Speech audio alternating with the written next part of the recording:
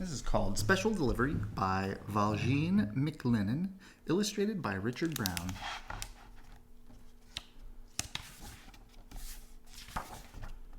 It was Thursday afternoon on Sesame Street. Grover was showing some kids the difference between near and far. Big Bird was cleaning his nest, and the Count was counting crates outside Mr. Hooper's store. Suddenly, the phone rang at Prairie Dawn's delivery service. She answered on the first ring. "Can you come over right—" Oh, that's Ernie's voice.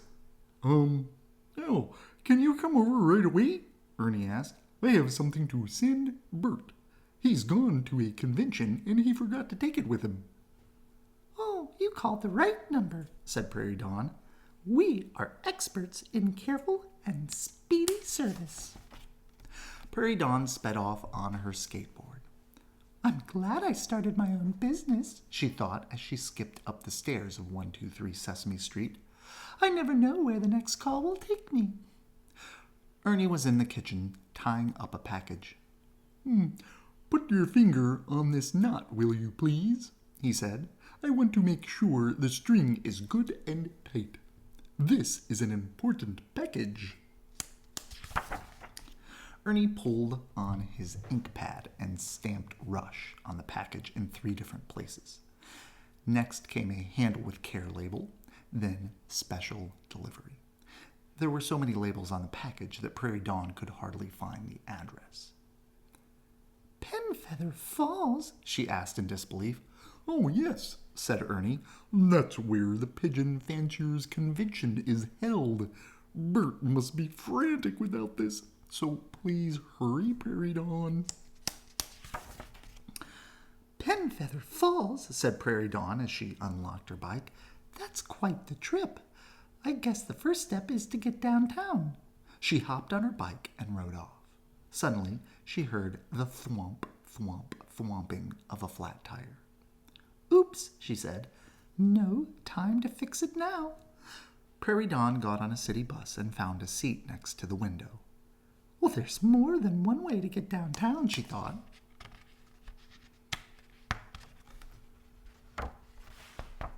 Suddenly, the bus hit a pothole.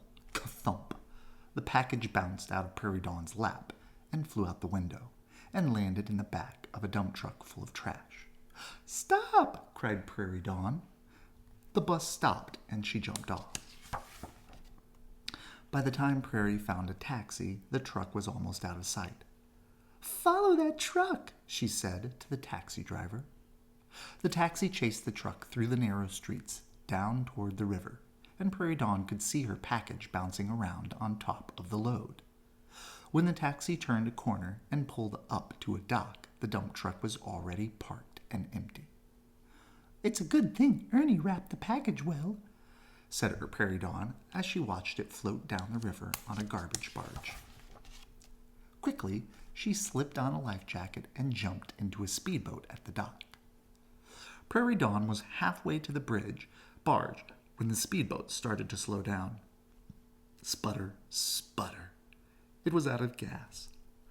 Just then she heard a loud noise overhead and looked up to see a hovering helicopter. The pilot lowered a rope ladder and she climbed up into the helicopter.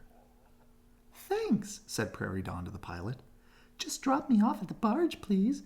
And here's my card. Maybe I can make a free delivery for you someday." Do you see what I see?" said the captain of the barge to the first mate. "Ahoy there! I'm Prairie Dawn of Prairie Dawn's delivery service," she said. "I'm here to pick up an important package." "And there it is," she cried, snatching the package from the garbage heap.